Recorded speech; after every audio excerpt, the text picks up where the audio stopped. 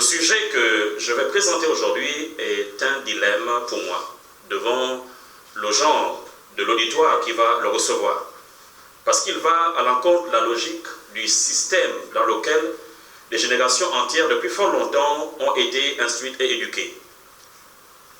Dilemme parce que le monde, depuis le milieu du XVe siècle, s'est emprisonné dans des conceptions identitaires d'exclusion de l'autre, créant par-dessus tout une vue d'animalité réciproque. Il y a ceux qui se disent avoir le droit de parler, de penser et d'agir au nom de tous. Il y a ceux qu'on refuse le droit de parler, de penser pour eux-mêmes. Il y a les races dites supérieures et les races classées inférieures. Il y a ceux qu'on doit considérer comme véridiques dans ce qu'ils disent, même si cela est un mensonge. Il y a ceux qui, même si ce qu'ils disent est vrai et fondé, mais ne peuvent être considérés parce qu'ils sont classés juridiquement comme des êtres qui ne peuvent produire une quelconque chose intelligente et qui viendrait à contredire l'intelligence du supérieur autorisé. Le deuxième volet de ce dilemme se dresse autour du genre d'éducation qui va être véhiculé par le système hellénique vers les peuples qu'ils ont appelés sauvages indigènes, ce qui va créer un complexe identitaire. L'éducation venant d'ailleurs et qui vient supplanter tous les fondements sur lesquels sont bâtis ou étaient bâties les valeurs inaliénables léguées par les anciens, a complètement vidé le peuple africain en particulier de sa véritable nature et lui a par ainsi ôté le droit de revendication d'un quelconque humanisme, car celui qui n'a aucune identité n'est rien. Un jour s'est dressé le Code noir de 1685 de Colbert, conçu pour donner un cadre juridique à l'exercice de l'esclavage dans les Antilles. Le Code noir a fait de l'esclave un être meuble, susceptible d'être acquis par un maître au même titre qu'un bien. 200 ans plus tard, lorsqu'on parlera de l'abolition de l'esclavage, de la colonisation ou encore de la néocolonisation par les pseudo-indépendances des années 60, si géopolitiquement les déclarations de libération ont été chantées, les ruines et leurs décombres ont laissé de graves séquelles quant à la nouvelle nature que l'Africain devra faire valoir devant son ancien maître, qui reste planqué dans son mental et devant les siens. L'un des atouts de l'avilissement ou stratégie de la marginalité adoptée par l'oppresseur fut la religion, qui devrait avoir un rôle de martèlement de mentalité, du rejet conscient de la culture innée, de révéler l'absurdité de la réflexion au dépens d'une croyance aveugle. Si la religion réussit à ôter toute forme de dépendance, alors ils nous supplieront à jamais d'être leurs protecteurs, gestionnaires de leurs biens, pouvaient-ils penser ou dire. D'où la complexité de mon rôle et du travail de recherche que je mène depuis bientôt 14 ans. Pour le maître, je n'ai aucun droit de parler. Pour l'oppressé, qui t'a donné le droit de parler? Dans tous les cas, nous accepterons ce qui est dit si le maître valide tes faits ou propos. N'est-il pas temps de briser le joug pesant qui nous a tant humiliés et œuvrer ensemble pour que ces temps heureux, rêvés par nos ancêtres, arrivent enfin chez nous?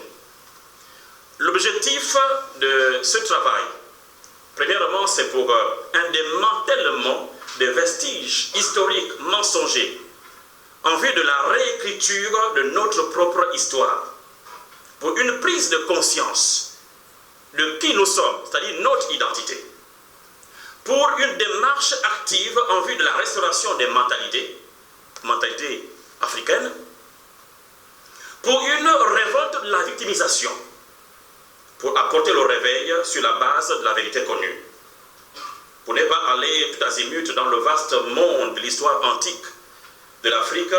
J'ai été orienté par l'ancien des jours, Tanzan Pung, à glaner autour de l'histoire du peuple appelé le peuple Elohim, le grand Yahoo. Je voudrais dans cette introduction être reconnaissant en particulier pour les travaux du professeur Cheikh Anta Diop, qui a publié en 1954 son premier livre qui a fait tant de bruit, Nation, nègre et culture. J'ai beaucoup appris de ces travaux qui ont fait asseoir les premières convictions qui taraudaient dans mon esprit au début de cette aventure glissante, il y a cela plus bientôt 14 ans, disais-je. Donc mon exposé de ce jour va nous permettre de suivre la démarche suivante. Premièrement, retrouver les origines du Jardin d'Éden qui vont nous permettre de ramener les premiers hommes dans leur contexte initial. Deuxièmement, nous comprendrons ensuite le rôle d'Adam dans l'histoire africaine, non, d'Abraham dans l'histoire africaine. Nous présenterons les preuves bibliques et historiques que Israël est en Afrique. Nous jeterons un regard sur Israël en Palestine et le rôle qu'il a joué face à l'Afrique. Nous dévoilerons l'identité du peuple hébreu en Afrique et enfin le rôle que les peuples africains doivent jouer aujourd'hui. La Bible déclare dans le livre de Jean 8, verset 32, que vous connaissez la vérité et la vérité vous affranchira. L'homme, la nomination de l'homme veut dire humain. Donc le terme Adam vient le nom Adam vient du terme Adama, en hébreu qui signifie fait en terre rouge, autrement dit bronzé. Donc comprenez déjà cela, qu'il est question dit Adam veut dire fait en terre rouge. Fait en terre rouge.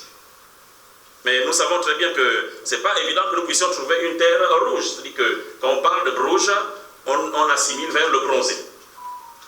Donc Adam, Mout ou Batu. Et quand on dit Batu, vous entendez qui est le pluriel de Moutu. Batu, c'est Batu, Bantu. Batu, Bantu. Ce qui signifie tout simplement être humain. Être humain. Adam signifie être humain. Moutu ou Ish. Et Batu qui veut dire les gens, les êtres humains, Bantu. Dans le livre de Genèse, le Seigneur, Dieu, forma donc un être, l'homme du limon. Dans la version Garnier, il est question, pas de la poussière de la terre, mais du limon. Or, le limon, c'est une substance noire comme de la boue qui se trouve dans les étangs. Si vous avez déjà vu les étangs, vous verrez cette substance-là, c'est le limon. C'est quelque chose de noir, c'est très sombre. C'est noir. Je crois que Dieu, quand il créa l'homme, c'était comme ça. C'était ainsi. Il créa par le limon, rouge ou bronzé. Mais ce que nous a fait depuis fort longtemps, ce que nous a montré, c'est que l'homme était comme ça. Adam et Ève, les origines. Et on nous a fait croire cela. Si Israël antique est un peuple noir, qui sont ceux qui habitent la Palestine aujourd'hui? Il faut faire une différence entre ce qu'on appelle Israélien et Israélite. Il y a une différence. Ceux qui habitent en Israël aujourd'hui, ce sont les Israéliens. Mais le terme israélite désigne les Hébreux, descendants des 12 fils de Jacob qui forment la population de l'Israël antique. Ce sont les fils de Sem, autrement dit les descendants de Sem, ils sont des Sémites. Mais les Israéliens sont un mélange de deux lignées, de Japheth et d'Ésaü. Or, Ésaü, c'est qui? C'est le frère de Jacob, le monondome. Israël, aujourd'hui, comment il s'est formé? Comment sa formation? Comment il est arrivé à? Ils sont comme ça. Vous le voyez, hein, ce sont les Israéliens, pas les Israélites. Je ne vais pas lire tout ça, mais le 14 mai, il y a eu quelque chose qui s'est passé, vous le savez très bien, et puis par la suite, le 14 mai de 1948, c'est la proclamation de l'État d'Israël. Mais comment est-ce que l'État d'Israël est arrivé à être proclamé? Le concepteur de cela, il s'appelait Theodor Herzl. C'était un journaliste hongrois, sioniste. Il a eu dans son esprit que les Juifs doivent avoir un État à eux. Et c'est comme ça qu'il va il était vraiment charismatique. Il va parcourir, il va amener le peuple avec lui de partout ce qui se trouvait en Allemagne, en Russie, en Ukraine, en Hongrie, en Budapest et partout. Roumanie, etc. Autriche. Donc il va ameuter tout le peuple afin que ceux-là se lèvent pour avoir leur état, parce qu'ils étaient maltraités dans le monde. Ils étaient maltraités et ce monsieur a eu donc le projet pour l'État d'Israël. Et le problème, c'est que à un certain moment, il va voir même la reine Victoria. La reine Victoria va lui donner comme l'aval, autrement dit, l'orienter pour qu'il puisse implanter son État, l'État d'Israël, notez bien, en Ouganda. La première orientation, c'était Ouganda. Or, Ouganda se trouve en Afrique. Malheureusement, qu'il va mourir en juin 1904, il est malade et finalement, le 3 juillet, il meurt. Et quand il meurt, son projet d'amener l'État d'Israël en Ouganda est arrêté et un certain personnage comme Ben Gurion, avec d'autres personnes, vont militer pour la Palestine. La question que je voudrais me poser, imaginez que ce monsieur aurait réussi son projet, qu'il n'était pas mort, et que finalement il réussit son projet. Imaginez, où serait, si le projet avait réussi, où serait Jérusalem? Où serait Bethléem? Où serait Gethsémani? Où serait le lac Tibériade? Où serait Nazareth? Où serait le temple? Où serait le lieu du crâne? Où serait le tombeau vide de Jésus? C'est en Afrique. C'est en Afrique. S'il avait réussi, ça serait en Afrique. Mais les choses n'ont pas marché dans ce sens-là. Il faudra que vous compreniez. Vous savez, nous les Africains, on a un petit problème. Parce qu'il y a eu ce qu'on appelle dans le langage de l'informatique, là, comment on appelle ça? Enlever quand on a tous les éléments. Voilà, formaté. On a été formaté. Et quand il faut remettre les choses, ça devient difficile. Pourquoi? Parce que il faut que le maître dise, si c'était un blanc qui était là, facilement, ça serait proclamé de partout, c'est vrai. Ce qu'il dit, c'est vrai. Et je suis presque certain que les blancs qui vont m'écouter, ils vont faire ça et le noir va dire, est-ce que c'est vraiment ça? Parce que il faudra que le maître dise, c'est vrai, c'est ça. Agréez ce que votre frère dit. Mais croyez-moi, beaucoup de choses ont été désorientées. Puis le milieu du Cameroun, en descendant, passant par le Gabon, le Zaïre, le Congo, l'Angola, jusqu'en Afrique du Sud, Tanzanie, Ouganda, tous ces coins-là, ce sont les Bantous. C'est Israël. Ça, c'est Israël. Et je réponds en disant, ce sont les Bantous. Les Bantous, c'est qui? Mpamou, le fond. Munzabi, Kota, Mpunu, et tous les autres qui sont ici. Vous êtes certainement, si vous êtes Congolais, Zaïrois, peu importe, Ougandais, ce sont les Bantous. C'est Israël. C'est Israël antique. C'est eux, le peuple de Dieu. Japheth, Europe, et les îles, les Kémites, qui sont donc les Africains. Nous avons par exemple le Sénégal et autres qui sont donc les Kémites. Et nous avons donc Sem, donc aujourd'hui, à part ceux du Moyen-Orient, mais aujourd'hui, parce que Sem avait aussi deux enfants qui étaient donc, Isaac avait deux enfants, qui étaient Jacob et Ésaü. Je ne parlerai pas d'Ésaü, je parle de Jacob. Ils ont occupé. Donc l'Afrique a eu deux grands peuples noirs, les Kémites et les Sémites. Et Japheth, il est parti ailleurs. C'est qu'à un certain temps de l'histoire, on doit restituer la bonne version. Retraçons notre histoire. retraçons notre histoire, notre version. Disons à qui que ce soit que Yaoru et Yaoshua sont africains. Yaoshua, donc Yeshua Mashiach. Et c'est le seul Messie qui sauve. Jésus est le Messie qui sauve. Vous pensez que c'est parce qu'il est blanc qu'il sauve?